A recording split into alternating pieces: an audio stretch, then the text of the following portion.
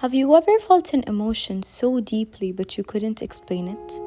It may feel uncomfortable, but recognizing your emotions and putting in the effort to understand them will help you figure out yourself and the world around you.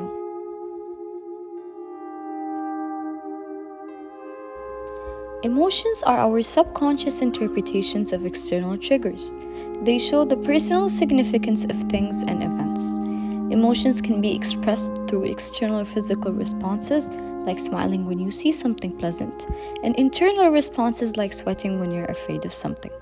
The part of the brain that's responsible for processing emotions is the limbic system, and some of its main parts are the amygdala, the hypothalamus, and the hippocampus. The amygdala is responsible for evaluating emotional situations. The hypothalamus is responsible for regulating the physical responses to emotions. And the hippocampus is responsible for processing memories that were linked with that emotion. Emotions are often confused with feelings, even though they're not the same thing. Emotional responses occur automatically, while feelings are our conscious interpretation of these responses. Our interpretations are tailored by our memories, experiences, beliefs, and thoughts that are associated with that particular emotion. In short, feelings are your own perceptions of certain emotions and how your brain gives meaning to them. Several theories were proposed regarding the role that emotions play in our everyday lives, but the major ones are the evolutionary theory of emotion, the James Lange theory, the Cannon-Barth theory, and the two-factor theory of emotion. The evolutionary theory of emotion suggests that our emotions allow us to adapt to the environment. Charles Darwin originally proposed the theory that emotions evolved to help us survive. Emotions motivate us to act quickly to the changes in the environment, which would heighten our chances of survival. Another important factor for survival is having the ability to accurately interpret animals and other people's emotion.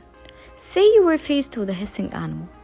You will soon realize that the animal is scared and should be left alone. The second theory is the James Lange theory, which is one of the more popular theories, which suggests that you experience emotions according to how you interpret your physiological responses. Suppose you were watching a sad movie, and as you are watching, your eyes start to fill up with tears. In this case, the movie is the external stimuli, and your tears are the physiological responses. Your brain then concludes that because you're crying, you're sad, and not the other way around. The Cannon-Barth theory strongly opposes the James Lange theory.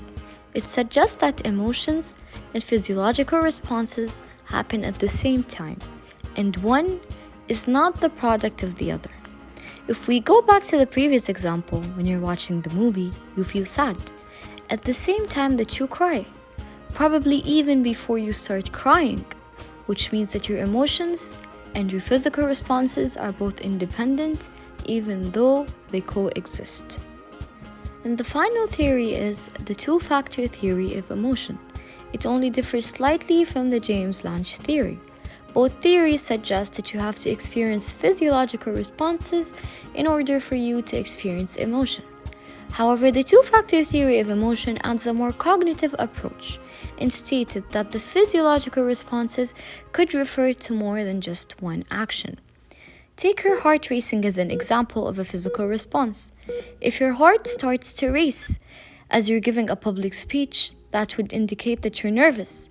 However, your heart could also start to race if you see something you really like. The same physiological response produced two completely different outcomes. The two-factor theory of emotion then suggests that we differentiate emotions when our brains figure out why the physical reactions occurred. And lastly, how can emotions affect us physically? Ever heard of a mind-body connection? It's when our bodies respond to the way we think, feel, and even act. For example, range in severity from sweaty palms and laughter to more serious conditions such as cardiovascular problems. Your body reaction is to produce adrenaline as its natural alarm for survival, even though most of the time it is just our mind playing back sights and sounds that make us anxious or in fear. That signals hormones to set off a fight or flight response. If this becomes a habit, it will make it challenging for the healthy microbes in our gut to survive, which can affect our digestion, immune system, and how we deal with stress. On the contrary, your mind releases stress by feelings of love and joy.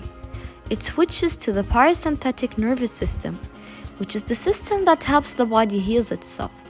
It has also been proven that living life with a positive attitude and laughter can actually boost the body's immune system and activate the parasympathetic nervous system, supporting us to heal and thrive.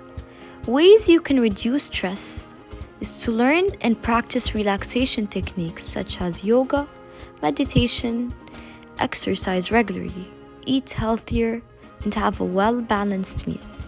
Accept that you can't control what comes your way, and most importantly, keep a positive attitude.